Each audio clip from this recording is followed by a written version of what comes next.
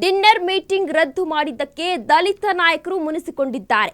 Meeting ರದ್ದು ಮಾಡಿದ್ದಕ್ಕೆ ಗೃಹ ಸಚಿವ ಪರಮೇಶ್ವರ್ ಬೇಸರ ವ್ಯಕ್ತಪಡಿಸಿದ್ದಾರೆ. ಡಿನ್ನರ್ ಮೀಟಿಂಗ್ ರದ್ದು ಮಾಡಿದ್ದಕ್ಕೆ ದಲಿತ ನಾಯಕರು ಮುನಿಸಿಕೊಂಡಿದ್ದಾರೆ. ಮೀಟಿಂಗ್ ರದ್ದು ಮಾಡಿದ್ದಕ್ಕೆ ಗೃಹ ಸಚಿವ ಪರಮೇಶ್ವರ್ ಇದೀಗ ಬೇಸರ ಹೊರಹಾಕಿದ್ದಾರೆ. ಸಮುದಾಯದ ಸಮಸ್ಯೆಗಳನ್ನ ಚರ್ಚಿಸಲು ಸಭೆ ಕರೆದಿದ್ವಿ ನಾವು. ಪಕ್ಷ ಸರ್ಕಾರಕ್ಕೆ ಧಕ್ಕೆ ತರುವ ಉದ್ದೇಶ ಈ ಮೀಟಿಂಗ್ನಲ್ಲಿ ಇರಲಿಲ್ಲ ಎಂದು ಪರಮೇಶ್ವರ್ ಅವರು ಬೇಸರ ಹೊರಹಾಕಿದ್ದಾರೆ.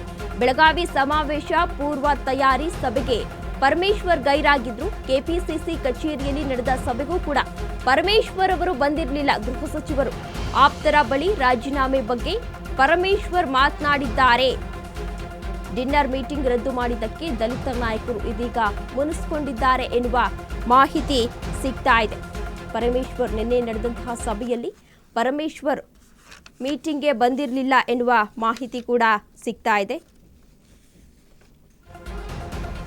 ರಾಜೀನಾಮೆ ನಿರ್ಧಾರಕ್ಕೆ ಬಂದ ಪರಂ ಮನವೊಲಿಕೆಗೆ ಕಸರತ್ತನ್ನ ಮಾಡಲಾಗ್ತಾ ಇದೆ.